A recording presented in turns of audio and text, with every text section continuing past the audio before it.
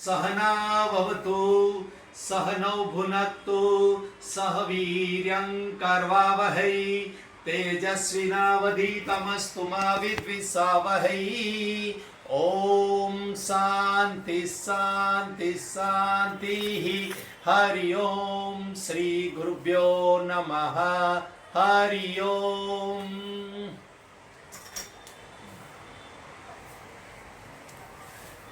શ્રીમદ ભગવદ ગીતા અધ્યાય 4 ચાલી રહ્યો છે અને એમાં આપણે 16મા અધ્યાય પર વાત કરી રહ્યા હતા અને એમાં દૈવી સંપત્તિની વાત આપણે પૂરી કરી।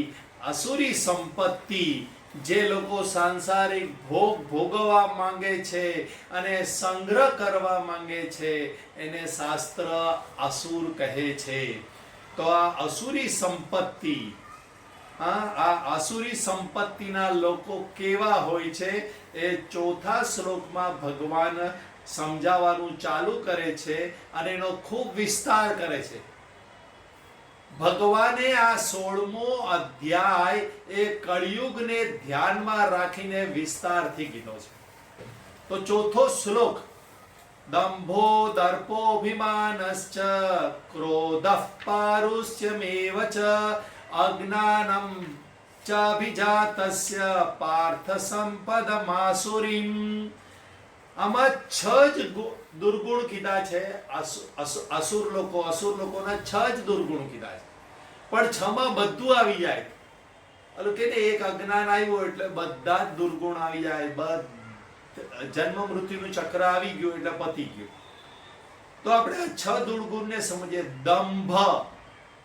દંભ એ આગળ પણ એક અધ્યાયમાં આવી ગયો। આ બીજી વાર આગળ આડકતરી રીતે પણ દંભ કીધું હતું બીજા અધ્યાયમાં પણ। તો ભગવાન એ જાણે છે સૌથી પહેલો દુર્ગુણ દંભ છે। આપણે બધા સાધકે આ બરાબર સમજવાનું છે કે આપણી અંદર દંભ ના હોવો જોઈએ। તો દંભ શું છે? જે આપણે ન હોઈએ અથવા જે આવડત આપણી અંદર ન હોય એનું અભિમાન કરવું એને દંભ કહેવાય। અને એમાં ખાસ ધાર્મિકતામાં વધારે દંભ ચાલી રહ્યો છે। હું ધાર્મિક છું, ધર્મનિષ્ઠ છું એવો દેખાડો કરવાનો પ્રવાહ ચાલી રહ્યો છે। શ્રાવણ મહિનો આવશે એટલે એકદમ ભરતી થઈ જશે કે જૈનોમાં સંવત્સરી આવે કે એ મહિનો આવે, પર્યુષણનો મહિનો આવે એટલે ધાર્મિકતાનો ભરતી ને પ્રવાહ ચાલુ થઈ જતો હોય છે। ધાર્મિકતા એ જીવન છે। ક્ષણે કે કોઈક અમુક સમયે કરવાની વાત નથી। અને એ જ આઈ થિંક સનાતન ધર્મના ગયા શનિવારના વર્ગમાં મેં ધર્મની 4 ડેફિનેશન કીધી। એનો ટૂંકમાં સાર એવો છે કે આપણા જીવનના ક્ષણે ક્ષણમાં ધર્મ વણાયેલો હોવો જોઈએ। દેવ દર્શન કે આ બધી પૂજાની વિધિઓ છે એ ધર્મ બિલકુલ નથી જ, એ વિધિ છે। એટલે જ શબ્દ કહેવાય છે એ દર્શન છે, દેવ દર્શન છે, ધર્મ નથી। એને શબ્દ જ નામ અલગ આપવામાં આવ્યું છે। એટલે દંભ કરવો નહીં। બીજું દર્પ। હવે છે ને 2 શબ્દ છે આપ્યા, દર્પ અને અભિમાન। આ સામાન્ય વ્યવહારમાં બંને એક સરખા જ લાગે પરંતુ થોડો ફેર છે કે દર્પ એટલે કે ગર્વ કે ઘમંડ। દર્પ ધરાવતો મનુષ્ય વિદ્યા, ધન, પરિવાર વગેરેને કારણે વિદ્યાથી પણ દર્પ આવે, ધનથી પણ દર્પ આવે અને મારો મોટો પરિવાર છે એનાથી પણ દર્પ આવે। પોતાને ચઢિયાતો વ્યક્તિ સમજે અને બીજાની અવગણના કરે। ફરક સમજવાનો। ચઢિયાતો સમજી અને બીજાને તુચ્છ સમજે, અવગણના કરે, ઇન્સલ્ટ કરે, આને કહેવાય દર્પ। અને પછી તરત અભિમાન ભગવાન કહે છે। અભિમાન એટલે અતિમાન। માન તો ખરું પણ અતિમાન ની અંદર ઈચ્છા હોવી અને એને લીધે શું થાય છે ઘમંડી મનુષ્ય પોતાનામાં જે છે તે યોગ્યતાને કારણે દર્પ કરે. બરાબર છે? તમારી અંદર કઈ હોય અને તમે દેખાડો કરો કે તમે ચડિયાતા વ્યક્તિ સમજો, એને દર્પ કહેવાય. પરંતુ અભિમાની મનુષ્ય પોતાનામાં નથી તેનો દેખાડો કરે છે, તેનો પોતાનામાં આરોપ કરી અને એનું અભિમાન કરે છે. અમે આગળ જ કંઈક 14મા અધ્યાયમાં વાત સમજાવી કે અભિમાન કેમ થાય છે. પોતાની અંદર આવડત ન હોય એ બીજાની અંદર જુએ એટલે એના દોષ જુએ અને એનાથી પોતાને શ્રેષ્ઠ સમજવા લાગે, અને અભિમાન કહેવાય છે. ક્રોધ અગ્નિનો ગોળો છે. અગ્નિનો ગોળો કોઈના પર ફેંકવો હોય તો પહેલા પોતે પકડવો પડે. દ્રષ્ટાંત જો આ સમજાઈ ગયું ને ક્રોધનું, તો બેડો પાર થઈ જશે. ક્રોધ એ અગ્નિનો ગોળો છે. અગ્નિના ગોળાને બીજા પર ફેંકવો હોય તો પહેલા પોતે પકડવો પડે, એટલે પેટલા પોતે દાઝવું પડે. હવે તમે બીજા પર ફેંકો, એને વાગે પણ ખરા ને ન પણ વાગે, પણ તમે તો બળવાના ને બળવાના. બસ આ ક્રોધ છે. તમે ક્રોધ કરો એટલે પહેલા તો પોતે અંદર માનસિકતાથી બળો, અને પછી જેના પર ક્રોધ કરો એને અસર થાય પણ ખરા અને ન પણ થાય. વર્ષોથી તમે ક્રોધ કરતા હો, દીકરા દીકરી, પતિ પત્ની, માતા પિતા, સાસુ સસરા, બહેનો ભાઈઓ, જેના પર પણ કરતા હો, તો તમે આ અનુભવ્યું હશે કે તમારે પહેલા બળવું પડે, અંદરથી બેચેની લાવવી પડે. તું બહુ ગાંડી છે, આવી રીતે ન બોલાય. કે તું બહુ ખોટા કામ કરે છે, આવી રીતે ન બોલાય. હસીને આનંદથી તમે બીજાને ક્રોધ કરી જ ન શકો. ક્રોધ એકદમ વિપરીત છે. આનંદ અને ક્રોધ એકદમ પ્રકાશ અને અંધકાર જેવા છે. એટલે ક્રોધ એટલે પોતે પહેલા તો બળવું પડે. આ દ્રષ્ટાંત યાદ રહી ગયું. અગ્નિનો ગોળો આવી ગયો મારી અંદર, હું તો બળવાનો કે બળવાની, તો પછી અટકી જવાના. એટલે ક્રોધ ખૂબ કાબુમાં લાવવાની વસ્તુ છે. પછી આવે છે પારુષ્ય, એટલે કઠોરતા. પૌરુષ્યપણું એટલે કઠોરતા. કઠોર એટલે કોઈની પણ હાજરીમાં તેની સામે જ તેનું અપમાન થાય તેવા વચન કહેવાના સ્વભાવને કઠોરતા કહેવાય. કોઈને પણ કેવું હોય, બધાની વચ્ચે સીધે સીધું એને કઠોર વચન કહી દેવા, એને પારુષ્ય કહેવાય. તમારે કોઈને કંઈ કેવું છે, હસતા હસતા કહો.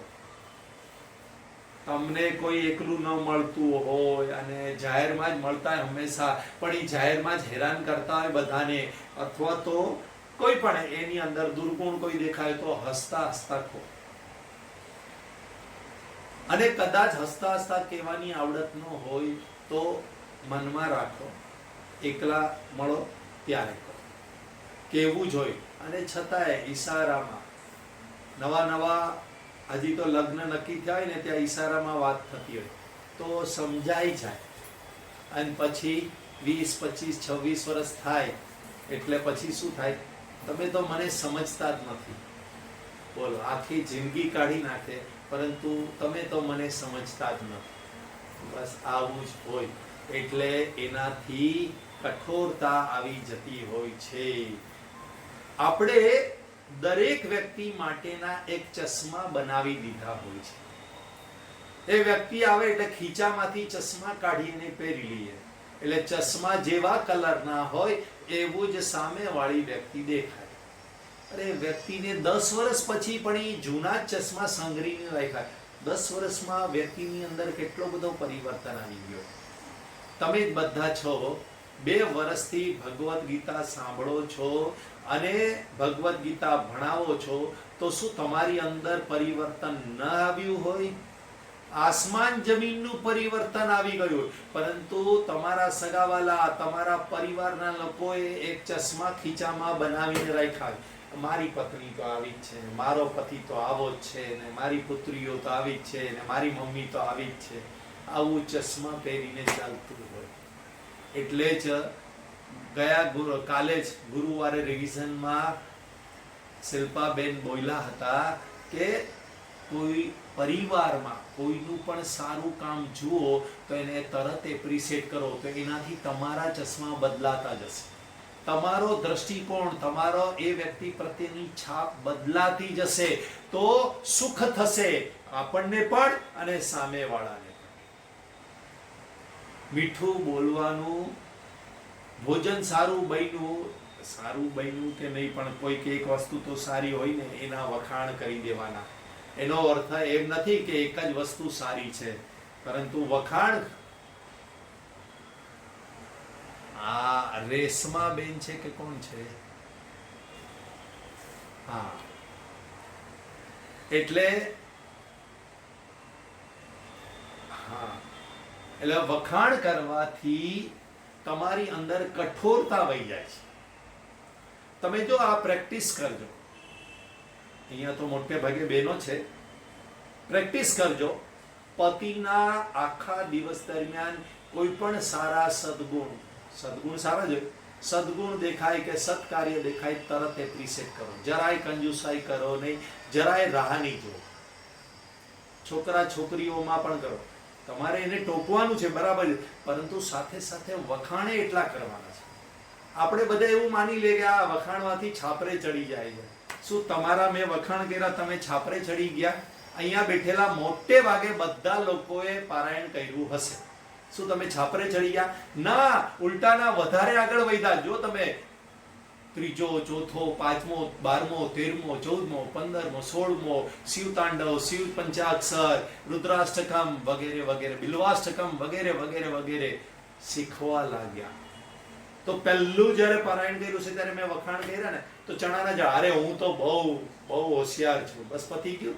જે દિવસે તમે હોશિયાર માની લીધું, તમને મને બધું જ્ઞાન થઈ ગયું, એટલે પછી તમારી જ્ઞાન મેળવવાની ફેકલ્ટી પતી જાય. મેં બધું ખાઈ લીધું, તો ખાવ તમે ન ખાવ, તમને એમ થાય નહીં મારું પેટ ભરાઈ ગયું, તો ખાશો નહીં. એવી રીતે મને બધું જ્ઞાન થઈ ગયું, મને બધું આવડી ગયું. એવું ચણાના ઝાડ પર ચડી ગયા નથી ચડ્યા. પણ આપણને તકલીફ છે, આપણા પરિવાર માટે તો આ જ છાપ છે. હા, કદાચ કોઈક વાર એવું કરે, જયું mummy I am something fine, no problem. તમે શું કરો? વખાણ કરવાનું બંધ કરો છો. બસ એવી રીતે જ વખાણ કરવાનું ચાલુ રાખ. આ પાછો અવાજ. હા, વખાણ કરવાનું ચાલુ રાખજો. એટલે કઠોરતા, પૌરુષય એ આસુરી ગુણ છે. કઠોર બહુ બનવું આસુરી ગુણ છે. આસુરી દુર્ગુણને કાઢવાના છે. અને છેલ્લો છે અજ્ઞાન. અજ્ઞાન એટલે અધર્મ ને ધર્મ. અહીંયા આગળ આસુર લોકોનો દુર્ગુણ છે. અજ્ઞાન તો બધાની અંદર છે. દેવો, મનુષ્યો અને અસુરો બધાની અંદર છે. એટલે ત્રણેય પ્રજાપતિ પાસે ઉપદેશ લેવા ગયેલા અને પ્રજાપતિએ ઉપદેશ આપ્યો. તો આ વાર્તા તમને ખબર છે. અજ્ઞાન હોય તો જ ઉપદેશ લેવા જાય. જ્ઞાન નિષ્ઠા થઈ ગયા હોય તો પછી ઉપદેશ લેવા જવાની જરૂર ન પડે. તો અહીંયા જે અજ્ઞાન કીધું ને, એ દુર્ગુણના રૂપમાં છે. જે આપણા બધાની અંદર ઇનબિલ્ટ જન્મ મૃત્યુના ચક્રનું કારણ અજ્ઞાન છે ને, હું શરીર છું, એ અજ્ઞાનની આ વાત નથી. અહીંયા અજ્ઞાન શબ્દ એક દુર્ગુણના રૂપમાં છે કે જે અસુરોની અંદર જ હોય છે. એ સમજાવવા માટેના અધર્મને ધર્મ ગણવો, અવિવેક કરવો, જે પણ બાબતમાં બીજાનો ખ્યાલ ન કરવો, બીજાનું સુખ ન જોવું, એને અવિવેક, અજ્ઞાન કે અધર્મને ધર્મ કહે છે.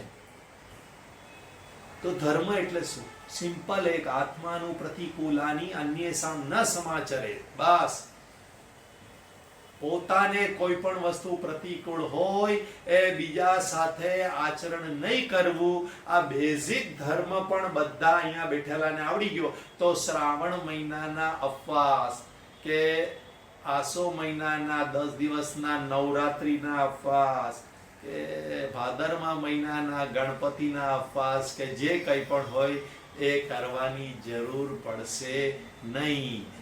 બીજાને, મને જે વાતનું દુઃખ પડતું હોય એ વાત બીજાને નહીં કરવાની. આ ધર્મ છે. પરંતુ અધર્મને જ ધર્મ સમજે. ના, એ તો કહી દેવાનું યાર, એમાં શું છે, સીધે સીધું, ભલે દુઃખ લાગતું, બધે ખરાબ લાગતું, હું તો કોઈને છોડું નહીં, આવી રીતે બધું પાછું અભિમાન કરે, અધર્મને ધર્મ માનીને પણ અભિમાન કરે. એટલે આ વાત પણ સમજવાની છે. આવું અસુરી લોકો વિશે વાત કરી. એટલે હવે પ્રશ્ન થાય કે આ દેવો અને અસુરોની ગતિ કેવી થાય? તો દેવોની ગતિ મોક્ષ તરફ થાય છે અને અસુરોની ગતિ નરક તરફ થાય છે. તો પ્રશ્ન થાય, સીધે સીધું નરક? તો કે હા. કેવી રીતે? તો આસુરી સંપત્તિ ધરાવનારા આસુર લોકો પ્રવૃત્તિ કે નિવૃત્તિ જાણતા નથી, તેઓમાં શુદ્ધિ હોતી નથી, સદાચાર હોતો નથી અને સત્ય પણ હોતું નથી. એ કપટી, દુરાચારી અને જૂઠા બોલા હોય છે. એટલે આપણે બધાએ સાવધાની રાખવાની છે. વાતે વાતે આપણે જૂઠું બોલતા હોઈએ છીએ, એ એકદમ સદંતર બંધ થઈ જવું જોઈએ ગીતાના વર્ગમાં આવનાર માટે. તો પાછું તેઓ કહે છે કે જગતમાં સત્ય જ નથી કોઈ. આપણે કહીએ આખા જગતમાં બધા ખોટું બોલનારા છે. આ ભાઈઓમાં ખાસ વધારે જોવા મળે. અરે બધા જ ઇન્કમટેક્સની ચોરી કરે, ધંધામાં ચોરી કરે, ધંધામાં ખોટું તો ચાલે જ, આવું બધું. એટલે સત્ય જેવું છે જ નહીં, ઈમાનદારી છે જ નહીં જગતમાં, આવું વિચારનારા લોકો એ અસુર છે. ધર્મ અધર્મની પ્રતિષ્ઠા જ નથી. કોઈ ધર્મનું પાલન જ કરતું નથી, કોઈમાં સત્યતા રહી જ નથી, ઈશ્વર પણ નથી. જગત તો પરસ્પર કામ વાસનાથી પ્રવૃત્ત થયેલા સ્ત્રી પુરુષના સંગથી ઉત્પન્ન થયેલું છે. ઈશ્વર જેવું આ જગતમાં છે જ નહીં. હું જ ઈશ્વર છું. હું મહેનત કરું છું અને મને ફળ મળે છે. બસ હું અને મારો પરિવાર ને ખાઓ પીઓ ને મજા કરો. આખો દિવસ એ અસ્તરા પર ઘસતા હોય, આખો દિવસ. આ વસ્તુમાં હું નસીબદાર છું કે 5 વર્ષથી ઉંમરે કોઈક બેને મને નિયમ આપી દીધો કે તારે રોજ 1 કલાક તો શ્લોકો પાકા કરવાના, કાં તો પાઠશાળામાં આવવાનું, કાં તો કંઈક ને કંઈક 1 કલાકનો નિયમ લે, ગમે તેટલો મોટો થાય. તો આવું કોઈ પણ તમારા દ્વારા આપેલા ઉપદેશથી આ ભાઈઓ, તમારા ઘરના પરિવારો આ અસ્ત્રાની જેમ શરીરને ઘસવાનું બંધ કરી દેશે. ગમે તેટલું અસ્ત્ર ઘસો, કઈ નહીં, ગમે તેટલું દોડો, it is a rat race. If you win the rat race, you will remain the rat only. આ ઉંદરડા બિલાડાની દોડ ચાલી રહી છે. હું વધારે કમાઈ લઉં, હું પૈસા વધારે લઈ લઉં, અરે યાર અમારે જવાબદારી તો ખરી ને, આમ તેમ જવાબદારી.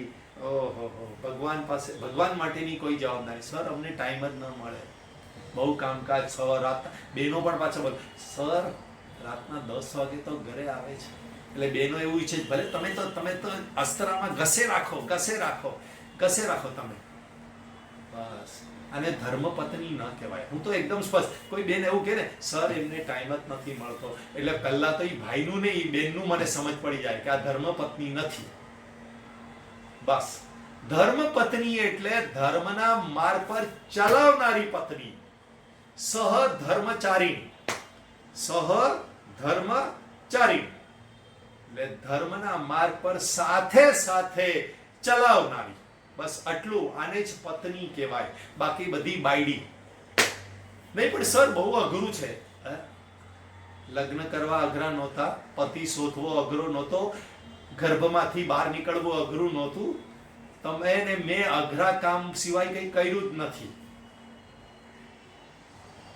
બીમારી આવે અને એમાંથી તંદુરસ્ત થવું અઘરું નથી. મહિનાઓ નીકળી જાય, તમારે રોજ એકનું એક ધ્યાન, ગોળીઓ ખાવી, ડોક્ટરના ધક્કાઓ, આ બધું જ અઘરા સિવાય કોઈ કામ કર્યા નથી. આપણને એમ લાગે ટ્રેકિંગ કરવું જ અઘરું છે. ના, એવું નથી. અઘરા જ કામ હોય છે. બધાને પોતપોતાની અઘરા કામ હોય છે. માટે ધર્મના માર્ગ પર આ ચાલતા નથી એ લોકોને ભગવાને અસુર કીધા છે. ગીતા વાંચજો, મારા પર વિશ્વાસ ન હોય તો 16મો અધ્યાય શાંતિથી વાંચજો. અને ધર્મના માર્ગ પર ન ચાલે તો અધર્મના માર્ગ પર સહજતાથી ચાલવાના. માણસ ઉપર ન ચડે અને વચ્ચે ઊભો હોય ડુંગર પર. આપણે આ જિંદગી ચડવાનું છે, ગતિ છે, પ્રગતિ કરવાની. તો ક્યાંક તો આપણે પ્રગતિ કરીને આવ્યા છે, અત્યારે નવો જન્મ મળ્યો એટલે આટલી પ્રગતિ કરીને આવ્યા છે, હવે ઉપર ચડવાનું છે. તો જો તમે ઉપર ન ચડો તો હવા ને વરસાદ ને એ બધો મારો પડતો હોય, માણસો આવ જાવ કરતા હોય એટલે ધક્કો લાગે. હવે ધક્કો લાગે એટલે નીચે પડવામાં કઈ પ્રયત્ન કરવો પડે? ના કરવો પડે. અને એટલા માટે જ આસુરી પ્રકૃતિના માણસો મલિન રહેતા હોય. રવિવાર છે, 10-11 વાગ્યા સુધી ઉઠવાનું નહીં. કેમ રવિવાર? રવિવાર એટલે શું ખબર છે? રવિવાર, રવિ એટલે સૂર્યનો વાર. સૂર્યનો વાર એટલે સૂર્યના સમયે ઉઠવાનું. સૂર્ય જે સમયે આવે એ સમયે ઉઠવું અને સૂર્યની આરાધના કરવી. આમ તો એને એમ કહેવાય સૂર્ય આવે એની પહેલા ઉઠવું, કારણ કે એનો વાર છે, એ આવવાનો છે. દેવ તમારા ઘરે આવતા હોય એની પહેલા ઉઠવાનું. એ દિવસે આપણે એમ માની લો કે ખાલી એ દિવસે જ આપણે સૂર્યને એવો ભાવ છે કે સૂર્ય અમારા ઘરે આવે છે. તો સૂર્ય આવવાનો હોય એની પહેલા કોઈ પણ મહેમાન તમારા ઘરે આવવાના હોય તો તમે બધી તૈયારી પહેલા કરી લો ને, કે સુતા રહેતા હો, મહેમાન બેલ મારે ત્યારે ખોલશું, બેસશે, નાસું, ધોશું, પીછી કરશું, પછી ચા પાણી બનાવશું અને પછી એમને બેસાડીને ચા પાણી પીશું. આવું હોય છે? તમે આવું કરો છો? કોઈ પણ હિન્દુ સંસ્કૃતિ નહીં, આખા વિશ્વના કોઈ પણ લોકો, અમેરિકામાં પણ કોઈકના ઘરે બોલાવે તો બધી તૈયારી પહેલા કરી લે. મહેમાન આવવાના છે, આજે મહેમાનનો દિવસ છે. દે ટેલ લાઈક ધેટ. અમેરિકામાં આવું કે સન્ડે ઇઝ એટલે સન્ડે મહેમાનોનો દિવસ કહેવાય. અમે કોઈકના ઘરે મહેમાન બની જઈએ, કોઈક અમારા ઘરે મહેમાન બનીને આવે એટલે પાર્ટી કરીએ અમે. એટલે રવિ દિવસ છે, રવિવાર. તો આ વસ્તુ મગજમાં ઉતરી ગઈ તો રવિવારે તો વહેલા જ ઉઠો. નહીં પણ આરામ નહીં કરવાનો. કે તો પેલા 6 દિવસ ઘસેલી હોય તો ઘસવાનું બંધ કરો, થોડુંક ઓછું કરો ઘસવાનું. પ્રારબ્ધ વસાત જ આવવાના છે પૈસા. થોડુંક ઓછું કરો, થોડોક સત્સંગ કરો. સત્સંગ કરીને ઘરે ગયા હોય, હઈ મસ્ત મજાની ઊંઘ આવે. હા, માથાનું બોદરેશન બધું ધીરે ધીરે ધીરે આવ્યા હોય ને વર્ગમાં 5 મિનિટ 10 મિનિટ હસી મજાક કરે બધાની સાથે. 5-10 મિનિટમાં તો બધું ધંધાનું કે નોકરીનું ટેન્શન કે તબિયતનું ટેન્શન ઉડી જાય બધાનું. બધાને કંઈક ને કંઈક રોગ હોય પણ અહીંયા વર્ગમાં આવે એટલે ફ્રેશ થઈ જાય, બધા હસી મજા કરે, કમેન્ટ કરે એટલે આનંદમાં રહે. એટલે પછી બધું ટેન્શન ઉડી જાય. અને ટેન્શન ઉડી ગયું એને સારું સાંભળ્યું અને હવે હું નિંદ્રા કરવા જાઉં તો સારી જ નિંદ્રા આવે. એટલે રવિવારે કોઈ પ્રોબ્લેમ થાય નહીં. એટલે આસુરી પ્રકૃતિના લોકો આવા હોય છે. જગતમાં સત્ય નથી, બીજું ઈશ્વરે નથી. જગત તો પરસ્પર કામ વાસનાથી પ્રવૃત્ત થયેલા સ્ત્રી પુરુષના સંગથી ઉત્પન્ન થયું, તે સિવાય જગતની ઉત્પત્તિનું બીજું કોઈ કારણ નથી, આવું માનનારા છે. જગતના સર્જનનું કારણ ધર્મ પણ ન હોય કે ઈશ્વર પણ ન હોય તો જગતનું કારણ શું? જો ધર્મથી પણ જગત ઉત્પન્ન નથી થયું, ઈશ્વરથી પણ ઉત્પન્ન નથી થયું, તો આસુર લોકો કહે છે માત્ર કામ જ જગતની ઉત્પત્તિનું કારણ છે. પ્રાણીઓની ઉત્પત્તિ સ્ત્રી પુરુષના સંગોથી થાય છે. તો પછી ધર્મ, અધર્મ કે ઈશ્વર જેવા બીજા કોઈ અદ્રષ્ટ કારણનો સ્વીકાર કરવાની શું જરૂર છે? જો અદ્રષ્ટ કારણનો સ્વીકાર નહીં કરીએ તો પછી જગતની આટલી બધી વિવિધતા, દરેક લોકોને અલગ અલગ ફળ મળે છે, એ સાબિત કેવી રીતે કરી શકશું?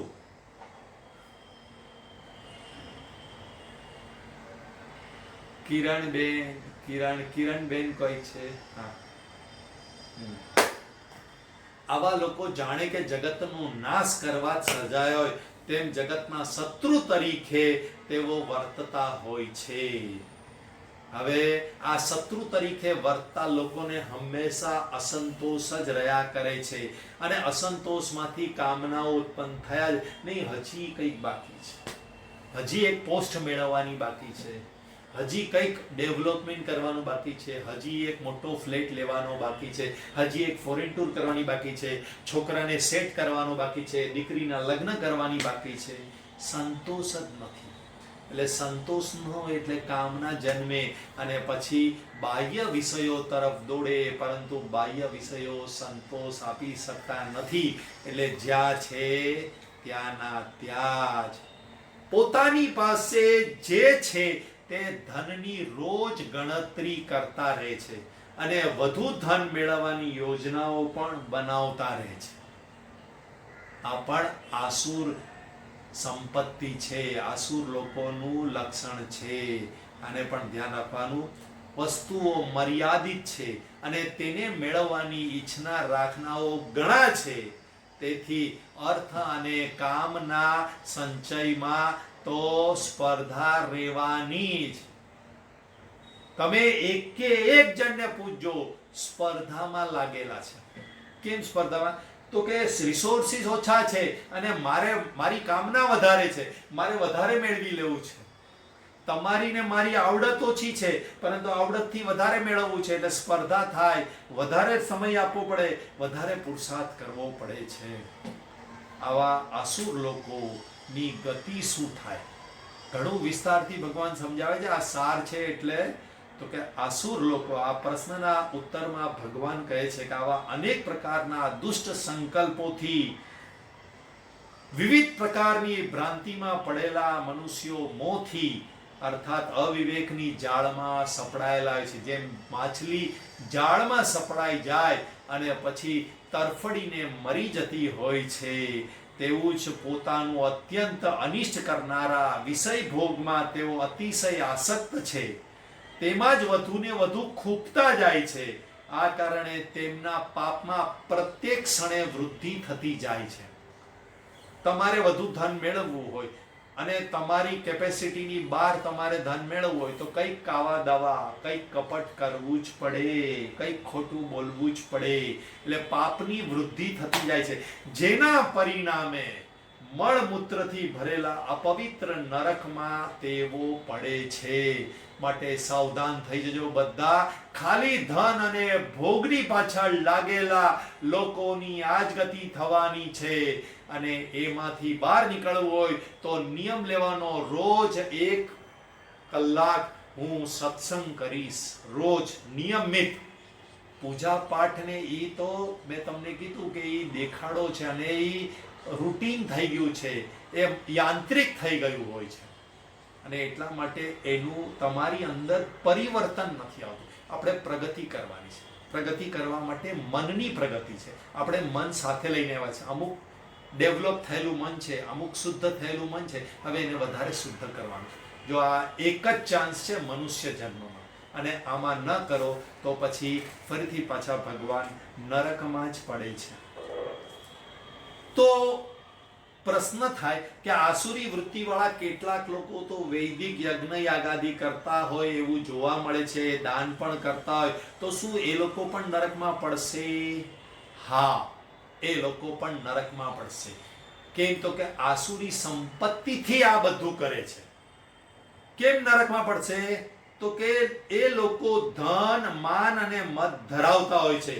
ધનને કારણે પોતાનામાં માન જન્મે અને પોતાને પૂજ્ય જન્મમાં બધા લોકો માને એવી ભાવનાથી જીવતા હોય છે અને પોતે જ પોતાની મેળે પૂજ્ય કે સન્માનિત બનીને બેસે છે અને એ જ આખો દિવસ મગજમાં વિચાર ચાલતો હોય છે, માટે એવો નરકમાં પડશે. પછી આગળ ભગવાન કહે છે, અહંકાર, બળ, ગર્વ, કામ, ક્રોધને આશ્રય કરીને રહેલા તેઓ પોતાના અને અન્યના દેહમાં રહેલા ભગવાનનો અત્યંત દ્વેષ કરનારા અને વળી અસૂયા કરનારા પણ હોય છે. પોતાની અંદર રહેલા ભગવાન એને સિગ્નલ આપે છે અને છતાં પણ એ લોકો એ સિગ્નલને સાંભળતા નથી અને માટે જ ભગવાને કેવું પડ્યું, ત્રિવિધમ નરકસ્યેદમ દ્વારનાશનમાત્મન કામ ક્રોધસ તથા લોભ તસ્માત એતત ત્રયમ ત્યજેત. તો નરક નથી જોયું તો હવે અહીંયાનું નરક બતાડે છે કે તમે જીવતા છો ત્યારે પણ તમે નર્કમાં છો. ક્યારે? તો કે કામ, ક્રોધ અને લોભથી ઘેરાયેલા હો તો તમે નર્કના દ્વાર પર જ છો. સીધા એન્ટ્રી મારો. કામના થઈ કે નર્કમાં અંદર એન્ટ્રી. કામના એ દ્વાર છે અને કામના પૂરી કરવા જાઓ એટલે નર્કમાં એન્ટ્રી. ક્રોધ એ દ્વાર છે, ક્રોધ કર્યો એટલે અંદર એન્ટ્રી. એટલે આ રીતે આમાંથી અટકવાનું છે. તો કેવી રીતે અટકાશે? તો છેલ્લો ઉપદેશ 16મા અધ્યાયમાં આવે છે. તસ્માત શાસ્ત્ર પ્રમાણંતે કાર્ય વ્યવસ્થિતો જ્ઞાત્વા શાસ્ત્ર વિધાનોક્તમ કર્મ કર્તુમ મિહારસી. અનર્થના આચરણનો ત્યાગ કરવા માટે અને શ્રેયનું આચરણ કરવા માટે કર્તવ્ય અને અકર્તવ્યની વ્યવસ્થામાં શાસ્ત્ર જ તારા માટે પ્રમાણ છે. શાસ્ત્રમાં જે કીધું છે એ રીતે જીવન જીવો તો જ આપણે પરમ કલ્યાણને પામશું. ઓમ પૂર્ણમદ પૂર્ણમિદં પૂર્ણાત પૂર્ણમુદચ્યતે પૂર્ણસ્ય પૂર્ણમાદાય પૂર્ણમેવાવશિષ્યતે. ઓમ શાંતિ શાંતિ શાંતિ. હરિ ઓમ. શ્રી ગુરુભ્યો નમઃ. હરિ ઓમ.